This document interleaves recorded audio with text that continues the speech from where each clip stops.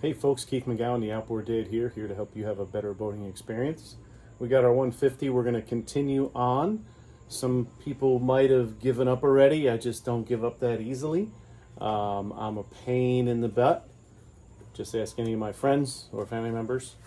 So, been working this for about 45 minutes now, heating, using the chisels in here as my wedges, prying with the pry bars, different pieces of metal to get good leverage, longer bars, so on and so forth.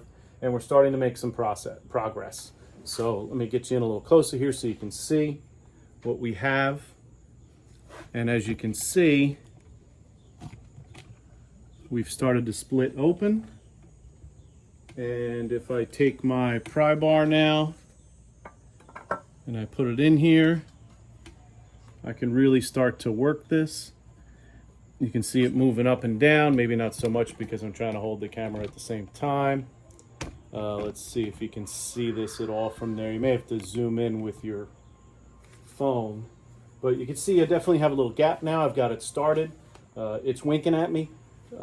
So if it's winking at me, it's gonna go, right? I hope, maybe not. But the best part about this here is I've got nothing to lose now. So please like, subscribe, send me any comments that you have. I love working when I've got nothing to lose. Because, yeah, maybe I might damage some things, but I'm going to learn something through the process as well. So I'm going to continue working this back and forth, heat here and there. I'm going to heat the other side now, see if I can get the other side to wink a little more, little by little. And I believe we can get this off. We're going to find out. Now, maybe some of you are thinking, why don't I get a wedge right inside here? I could. I'm trying not to mar up my mating surfaces. Is it that crucial? I mean, you could glob up silicone on it and everything, but if I can get this off without driving wedges in between those two areas, then I got a lot better chance of it sealing off. It's just a nicer job. So we're gonna keep doing that. Hey, if I got nothing to lose, I may do that if the block is no good. I don't even know if the block is good yet. So we're gonna keep trying. So I'm just gonna keep working this around. The side that's loose I'm going to work, the side that's not loose. So if you notice here, we got it moving. So I should be able to keep working it back and forth and then move over to this side and just keep working back and forth and get more and more movement out of it. I feel like it's going further each time I work it, but maybe it's just wishful thinking. Every time it slips, it hurts my back like heck.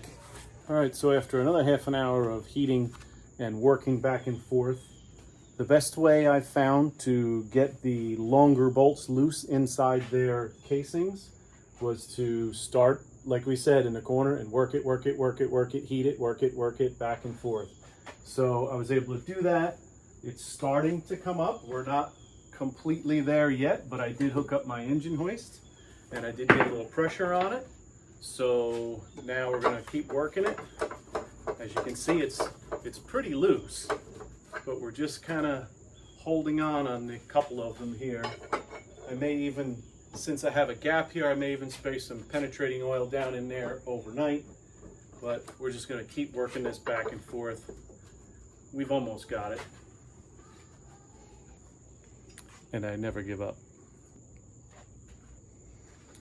So that was a bit of work, but I do have it loose now, hopefully loose enough that it'll come all the way off. Again, I just worked it back and forth. I didn't want to put wedges in here.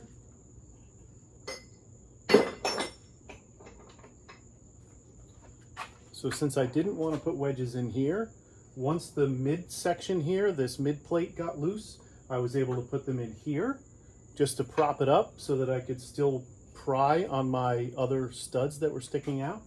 And little by little, working back and forth, spraying, it's loose. So let's see if we can get it all the way off.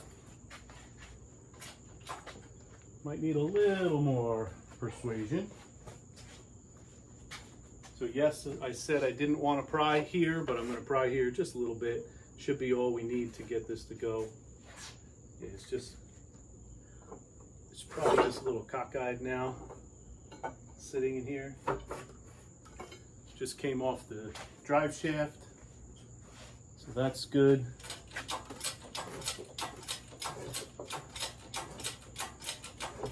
Motor's not really straight either, right? We're tilted a little bit like this because it's sitting on my stand, so I can probably wiggle this a little bit. I don't want it to jerk up all at once, so we'll just go little by little.